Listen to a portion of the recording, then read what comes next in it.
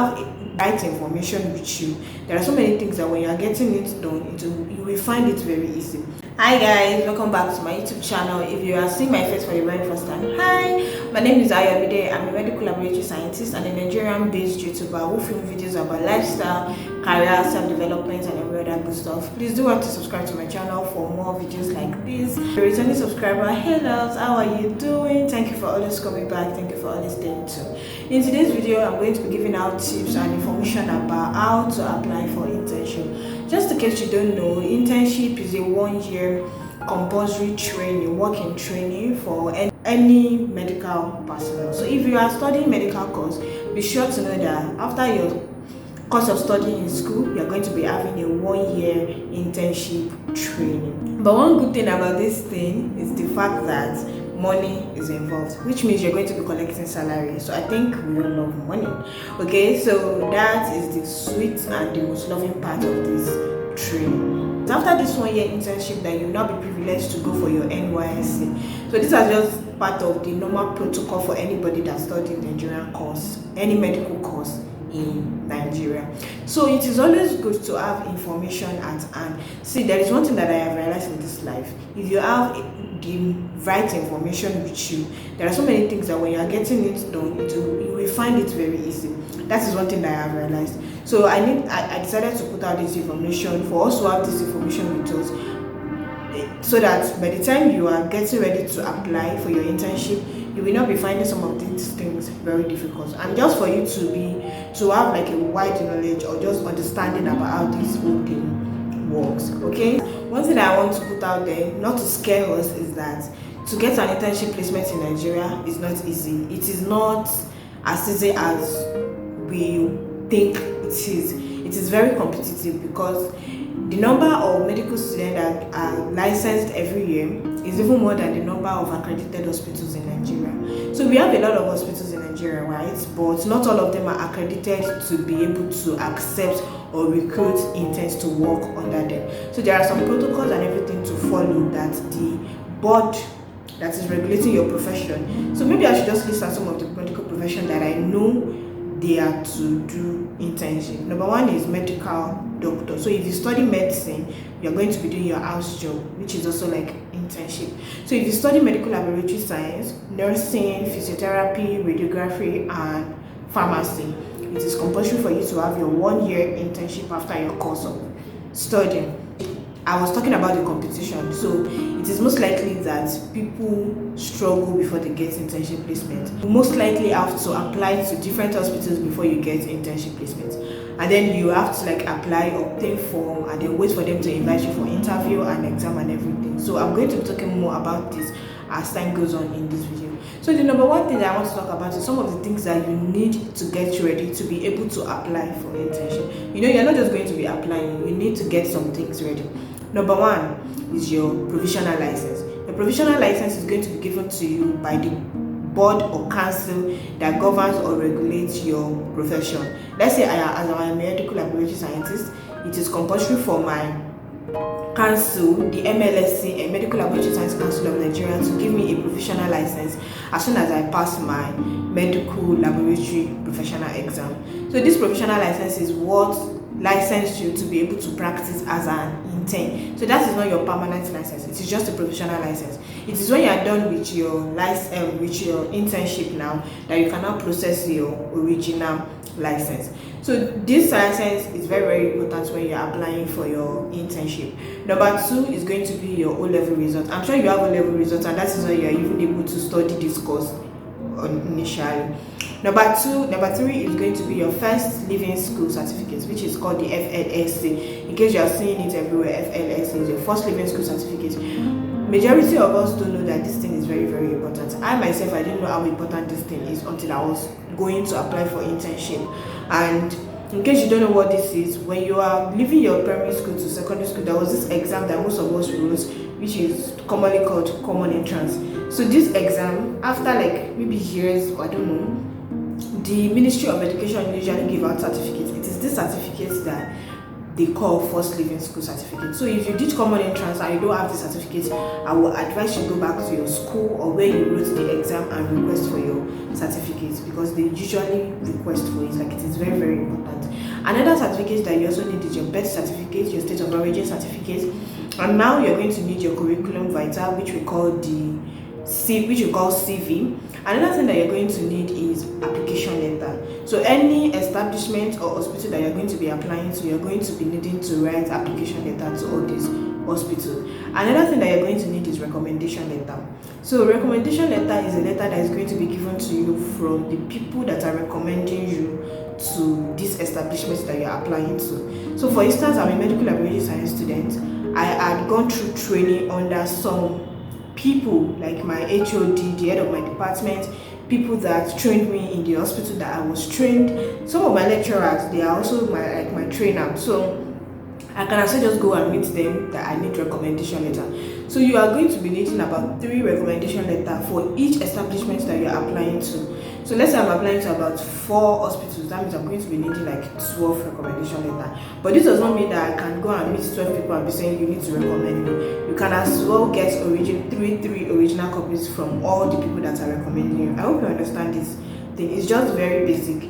So you will most likely be hearing that you need 3 recommendation letters. But what if you are applying to more than a hospital? So most times some of these hospitals are always very specific that they need original recommendation letter, so you don't want to give them photocopy. So that means when you're asking for a recommendation letter from your HOD or anybody that wants to recommend you from your department, you need to tell them to give you about 3 or 4, so that when you're applying to different hospitals, you're going to be giving or tender your original recommendation letter.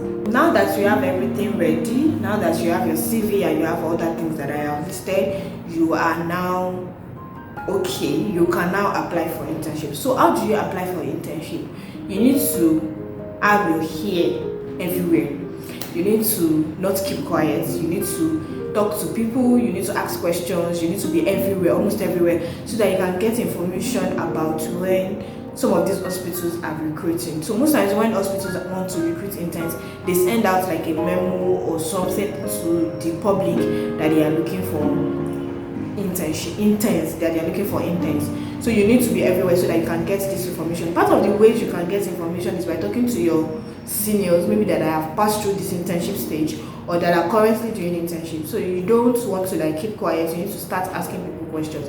Please, I'm looking for internship placement, just in case you know any establishment that is recruiting, so that they can give out information to you. Another way that you can get information is by joining WhatsApp platforms.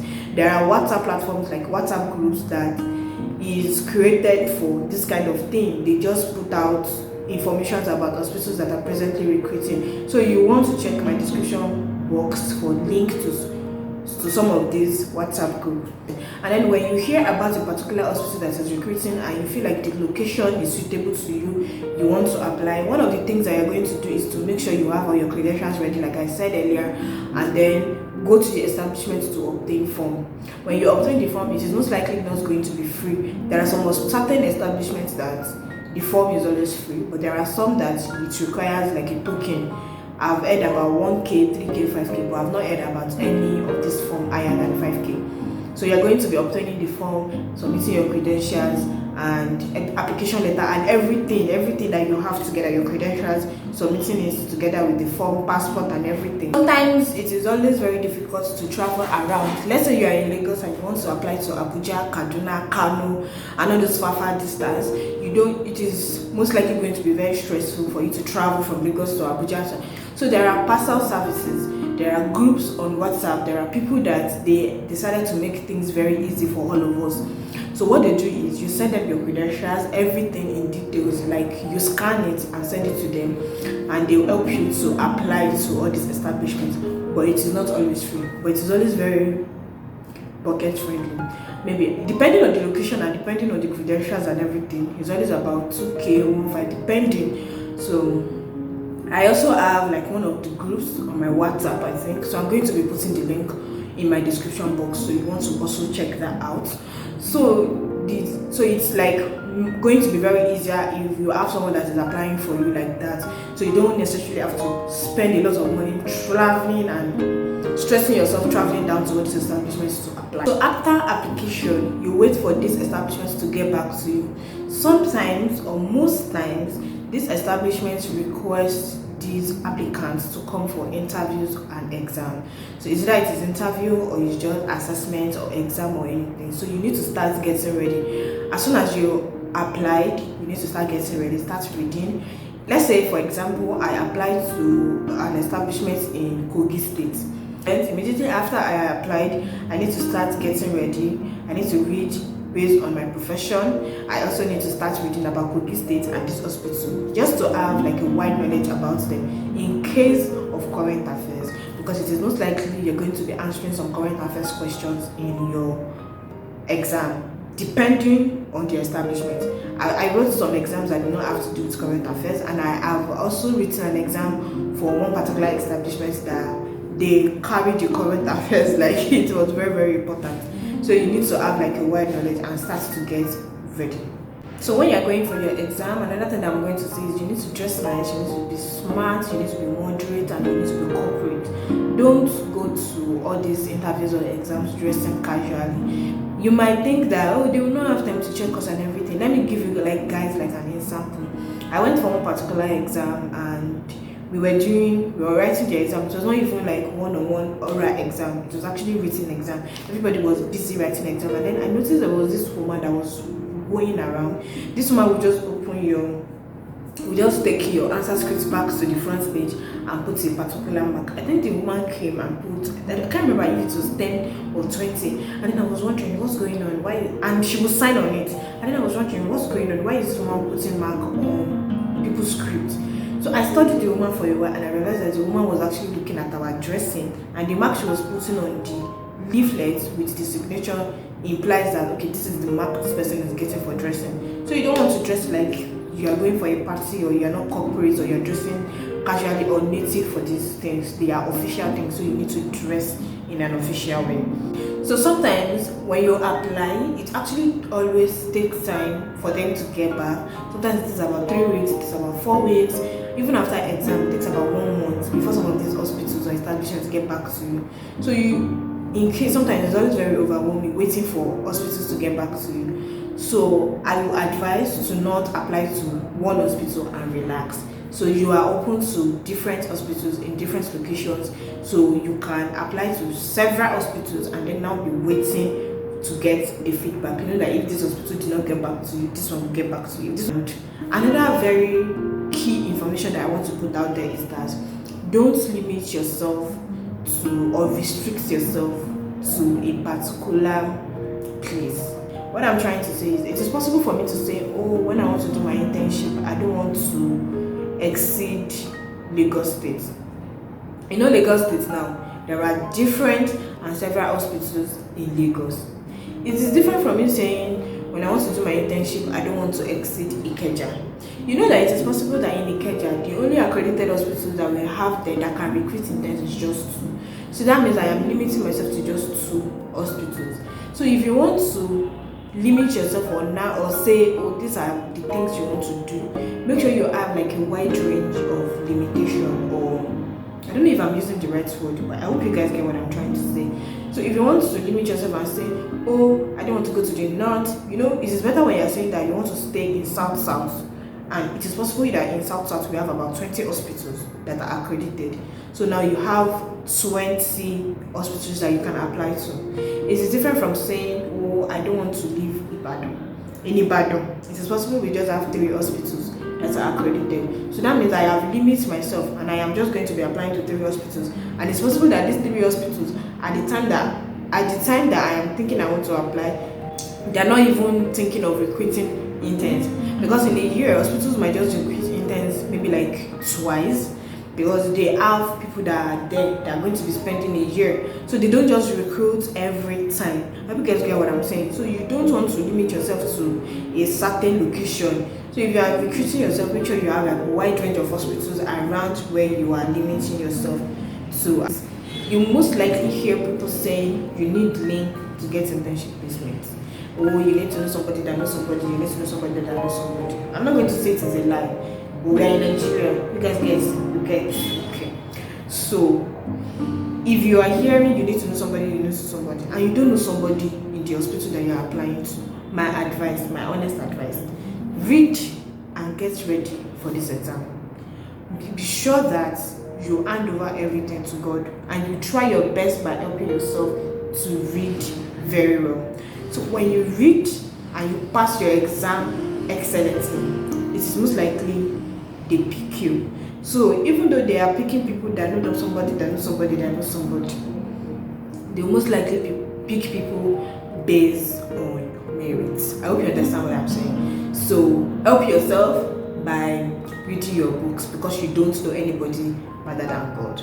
So that is going to be all on the episode on how to apply for internship. If there are other information that you want to know about, maybe you have questions, please do to ask me in the comment section. And let's just, in case you did not put the comments in the comment section, I'm going to put my Instagram handle on the screen. It's always there. You can as well ask me questions. And if you have a lot of things that you want me to talk about regarding medical profession, and also maybe some other things that are relating to our profession, you can let me know so I can film a part 2 of this kind of video. Thank you guys for watching. If you learned one or two things, please let me know in the comment section, and also smash the like button so YouTube can push this video out to other people that are also interested in this kind of content. Also share with people that you know they are going to need this kind of content. Until next time, they're going to be seeing my face again. Stay cool, stay calm, and be happy. Before you go, please smash the subscribe button. Thank you. Bye.